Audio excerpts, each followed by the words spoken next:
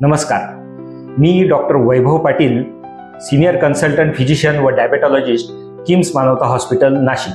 World diabetes day निमित्त मी आज आपल्याशी संवाद साधत आहे.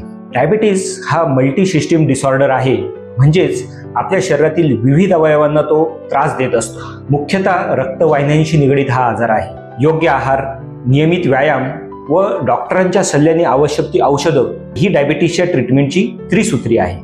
बऱ्याच पेशंटला ह्या आजाराच्या सुरुवातीला काहीही लक्षणं नसतात, काही त्रास होत नसतो, त्यामुळे ह्या आजाराचं निदान उशिरा होतं. इतर काही कारणास्तव पेशंट रक्त तपासायला जातो व तेव्हा रक्तातली साखर वाढलेली सापडते व डायबिटीसचं निदान होत असतं. परंतु तेव्हा खूप उशीर झालेला असू शकतो व आपल्या काही अवयवांना परमनंट डॅमेज देखील झालेला असू शकतो.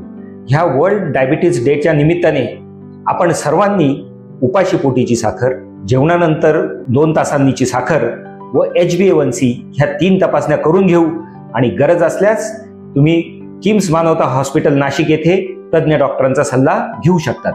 धन्यवाद.